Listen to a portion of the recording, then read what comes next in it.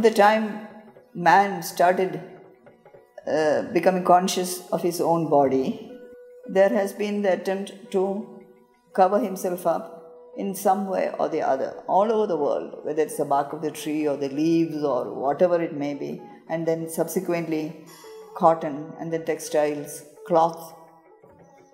Bharat or Mahabharata, as it is rightly qualified, has so many states, and each state is an independent entity in itself.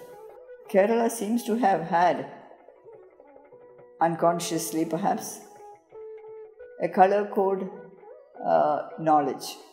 For instance, if you take the two places where your color code, dress color code, complements nature in a very specific and impressive manner, are Rajasthan and Kerala. Rajasthan is full of deserts, arid, dry, and the people, especially the women, are dressed in brilliant jewel tones. Their clothes are so full of color, possibly to complement, not compliment, but complement the lack of color that nature has offered. When you come to Kerala, Kerala is lush. It is full of natural beauty, full of greenery and color. So maybe our ancestors came into a subconscious pact with nature to complement her abundance of attractiveness.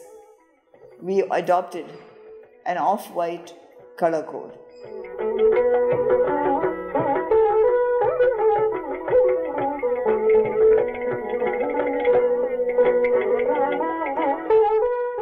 Whether it was the man or the woman, it was all munda, cloth, off-white, which they were using.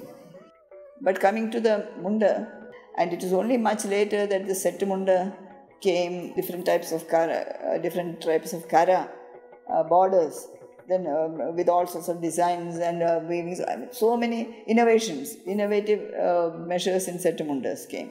Whereas in earlier times, especially in my family and all that, in our aristocratic families also, we used to have, not like this, we used to have a single piece. And even today, my sister and I and all, we use the same, just black, puli ilakara it is called, puli ilakara. That is what we use when we go to the Sri Padmanabha Swami. We have to go like that only. If you are a little higher up and you wanted to impress maybe on certain occasions or even otherwise, they had kasava or the gold lace.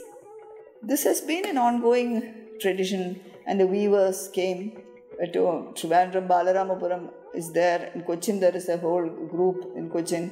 Balaramapuram weavers came from, not from Kerala but from outside.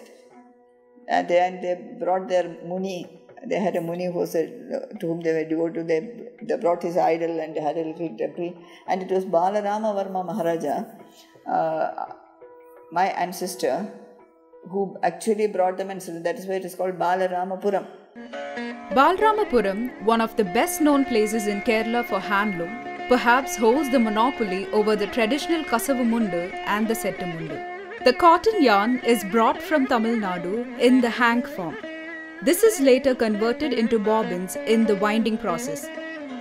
Once this is completed, it is taken for the process of warping. The process used in Balaramapuram is known as vertical sectional warping. This process is carried on the wooden drum from a wooden peg creel. The yarn is put on the creel and then the required number of yarn is drawn through a comb to the wooden drum. The warped yarn is then taken to the next process called sizing.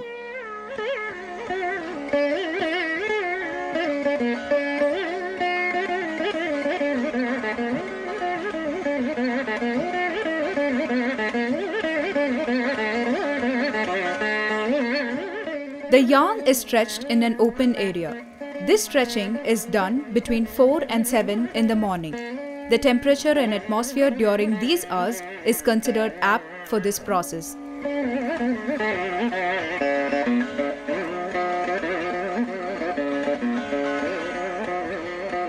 Sizing is a process where the starch is coated on the stretched yarns for imparting strength in order to withstand the stress and strains exerted during the weaving process.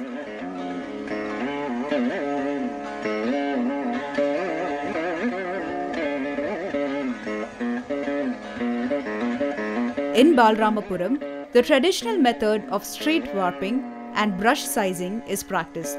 Natural materials such as tapioca, rice gruel or kanji as it's commonly called, and coconut oil are the important ingredients for the starch.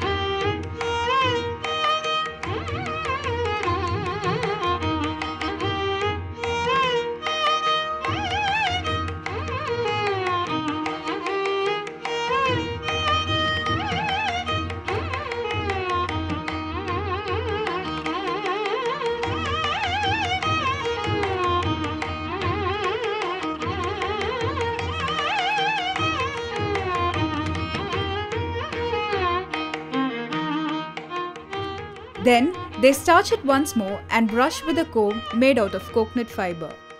It is dried until 7 am and then put on the loom. This stretched yarn is clean and absorbent, and the starch is added so it doesn't break on the loom.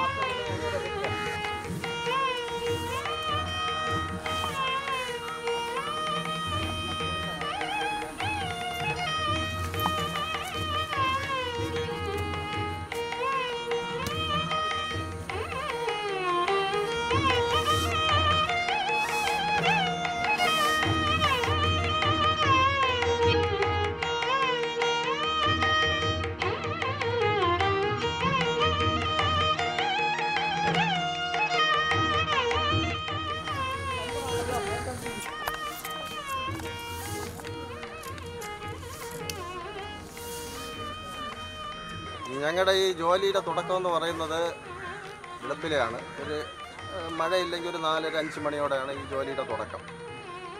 മഴയാണെങ്കിൽ പിന്നെ അന്ന് ജോലി നടക്കില്ല. അങ്ങനെയാണ് ഈ ജോലിയുടെ ഒരു ബുദ്ധിമുട്ട്. ഈ ജോലി എന്ന് പറയുന്നത് വളരെ കഷ്ടപ്പെട്ട ജോലിയാണ്. ഇതിലിപ്പോൾ ഒരുപാട് പേരൊക്കെ ഉണ്ടായിരുന്നു. അവരൊക്കെ കുറച്ച് ആൾക്കാരൊക്കെ മാറിപ്പോയി, കുറച്ച് ആൾക്കാർ മരിച്ചുപോയി, ഇങ്ങനെയൊക്കെയാണ്. അപ്പോൾ ഈ ജോലി എന്ന് പറയുന്നത് നമുക്ക് ശരീരത്തിന് ഒരു ഹാനികരം പിടിച്ച ജോലിയാണ്. വേറെ വരുമാനമൊന്നുമില്ല, ഇതിൽ കിട്ടുന്ന ഒരു വരുമാനമേ ഉള്ളൂ.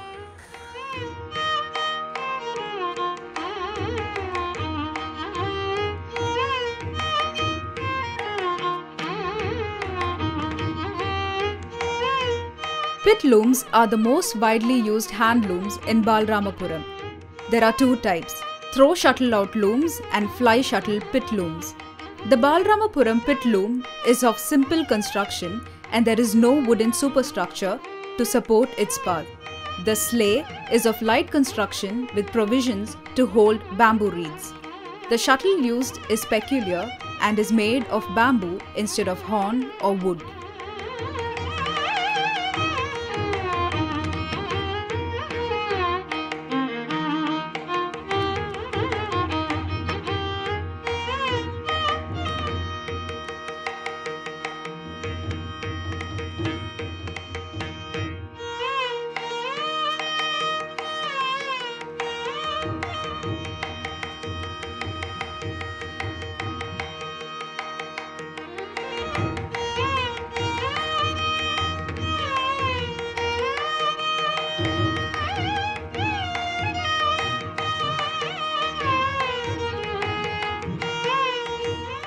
As the name implies, the loom stands over a pit and the process of picking is done by throwing the shuttle across the shed by hand and beaten by suspended sleigh.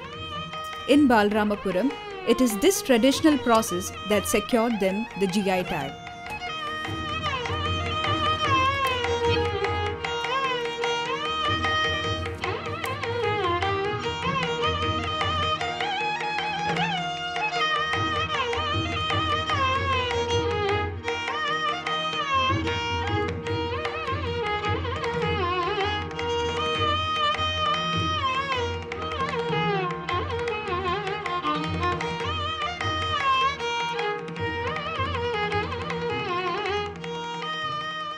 കേരളത്തിൽ പല സ്ഥലത്തും ഇതേമാതിരിയുള്ള വ്യവസായങ്ങൾ നടക്കുന്നുണ്ട്. കണ്ണൂർ അതുപോലെ പ്രധാനപ്പെട്ട ഒരു സ്ഥലമാണ് ഇത് ഇവിടെ ചെന്നമംഗലം, അതുപോലെ ബാലരാമപുരം.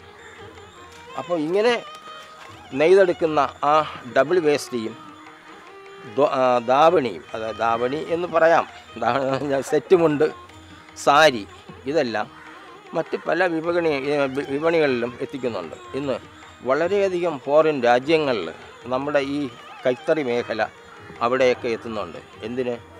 അമേരിക്ക, അതുപോലെ സ്വിറ്റ്സർലൻഡ്, അതുപോലെ തന്നെ പല ഫോറിൻ രാജ്യങ്ങളിലും ഇത് എത്തിച്ചേർന്നിട്ടുണ്ട്. പ്രശംസ അർഹിക്കുന്ന ഒരു രീതിയിൽ തന്നെയാണ് ബാലരാമപുരം കൈത്തറി ഉയർന്നിട്ടുള്ളത്. അന്താരാഷ്ട്ര തലത്തിൽ ഈ ബാലരാമപുരം കൈത്തറിക്ക് വളരെയധികം ഒരു നേട്ടം തന്നെ കൈവരിച്ചിട്ടുണ്ട്. മലയാളികൾ ഇനി എവിടെയായിരുന്നാലും, ഏത് നാട്ടിലായിരുന്നാലും, ഏത് ദേശത്തായിരുന്നാലും ശരി തന്നെ, അവരത് വളരെയധികം സന്തോഷപൂർവ്വം ആഘോഷിക്കുന്ന ഒരു ദേശീയോത്സവമാണ് ഓണം. ആ അവസരങ്ങളിൽ ഈ കൈത്തറി കൊണ്ടുള്ള വസ്ത്രങ്ങളും അതുപോലെ തന്നെ അതിൻ്റെ പ്രോഡക്ട്സും വളരെയധികം സന്തോഷത്തോടു കൂടി അവരത് ഉപയോഗിക്കുകയും ചെയ്യുന്നുണ്ട്.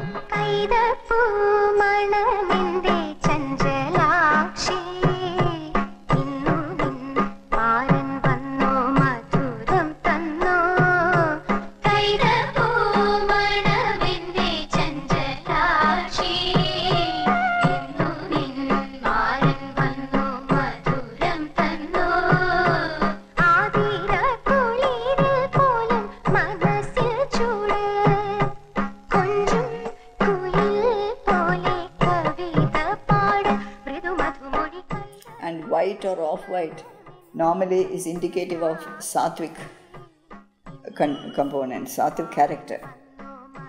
Like black for tamasic character, red for rajasic character.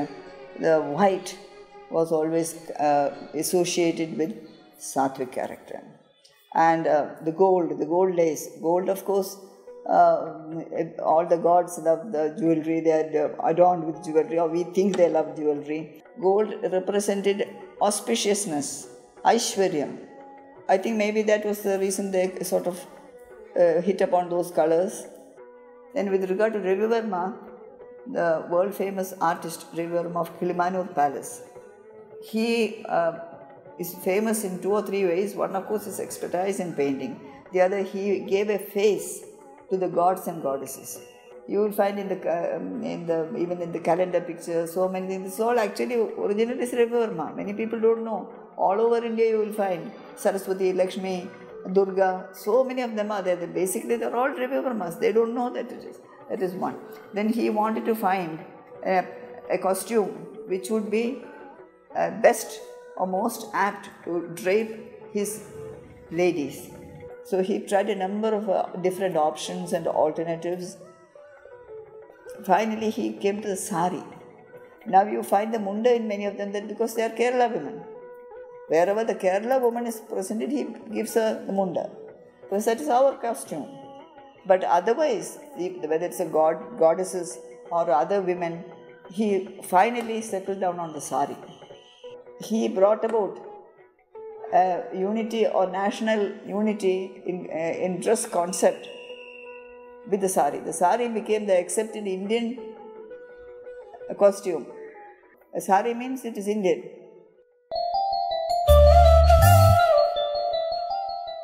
No occasion in Kerala feels complete without the Kasava costume.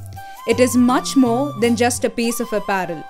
To the people of Kerala, it is an identity that transcends all barriers and binds them together.